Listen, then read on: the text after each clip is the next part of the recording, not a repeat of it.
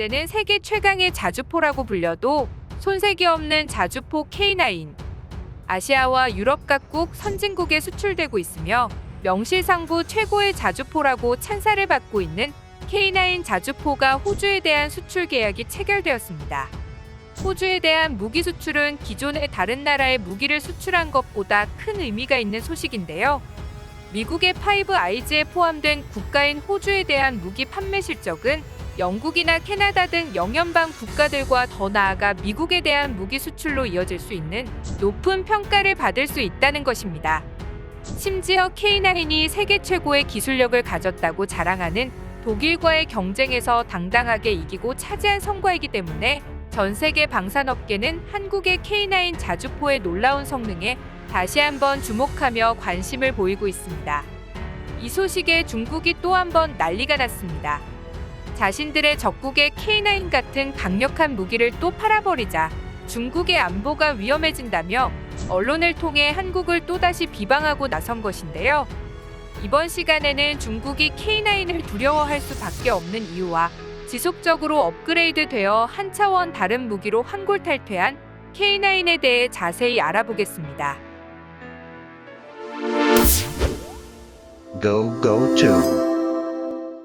최근 호주는 전력 증강에 박차를 가하고 있습니다.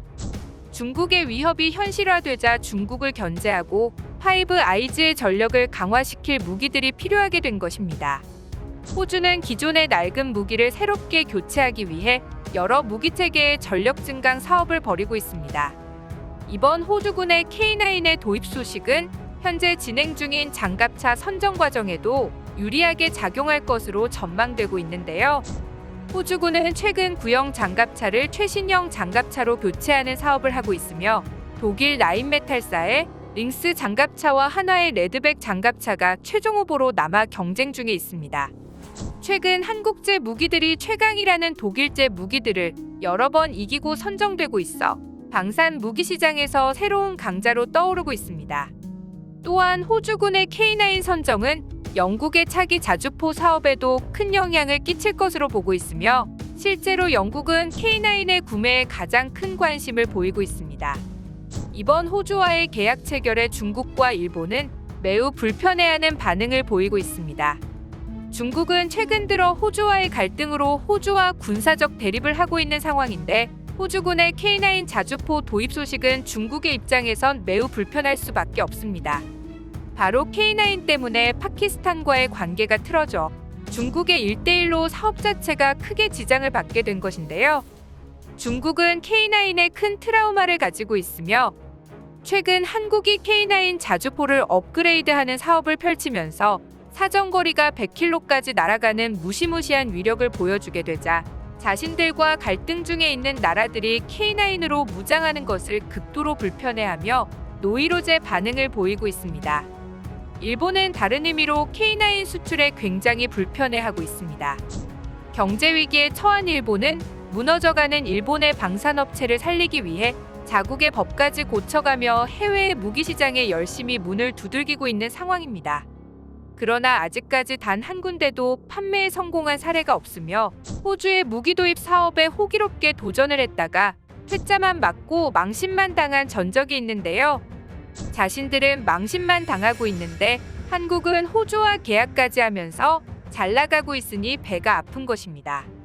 K9 자주포는 1999년 처음 도입 당시 훌륭한 성능을 보이며 극찬을 받은 무기이지만 독일의 시대를 앞선 자주포인 PGH-2000에 밀려 줄곧 2인자의 자리에 머물러 있었습니다.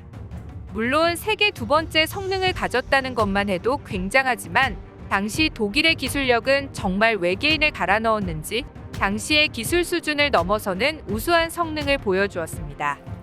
하지만 독일의 PGH-2000이 무조건 장점만 있는 것은 아니었습니다.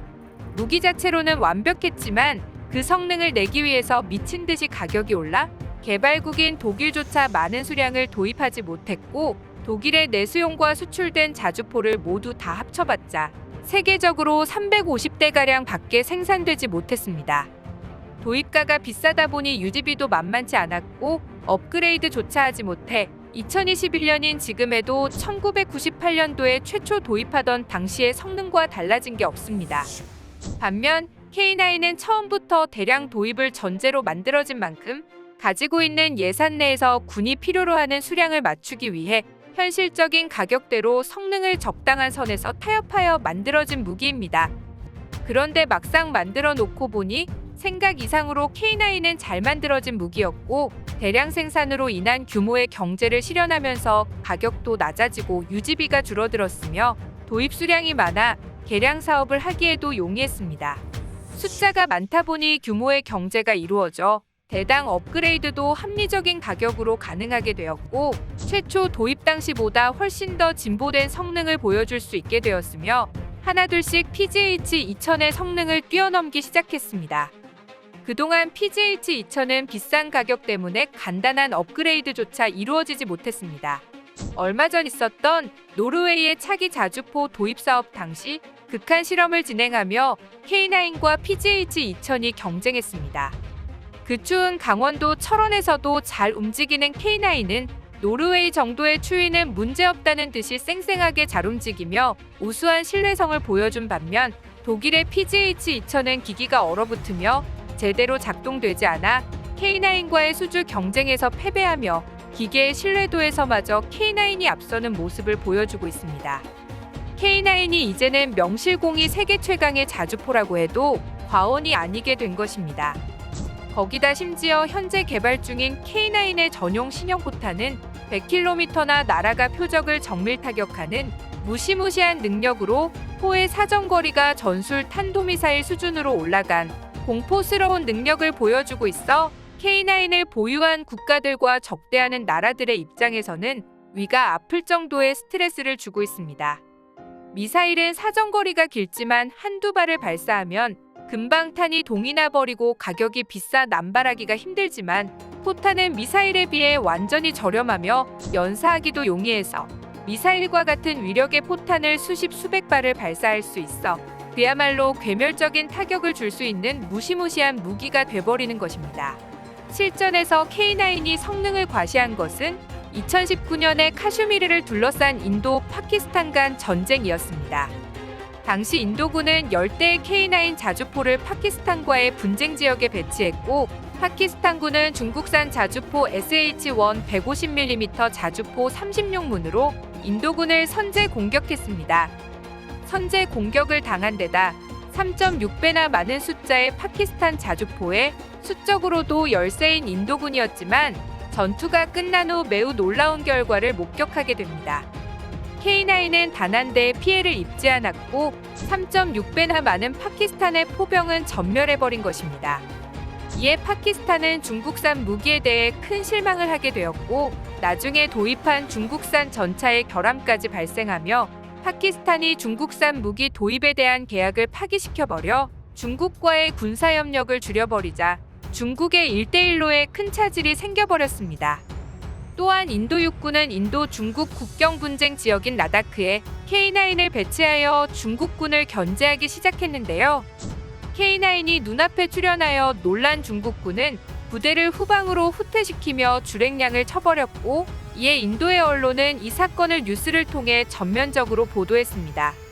또한 추후 포격전이 발발할 경우 중국 측은 대리전에서 패한 데 이어 실전에서도 패할 수 있을 것이라며, 인도 군사 전문가와 국민들은 무력 충돌 시 K9이 중국군의 자주포를 격파할 것이라며 큰 기대를 하고 있습니다.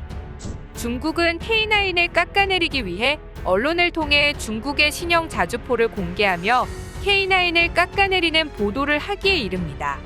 하지만 중국이 공개한 영상에서 중국이 자랑하는 신형 자주포의 허접한 성능이 오히려 전문가들에게 지적당하며 K9과 비교되어 더더욱 망신을 당하고 있습니다.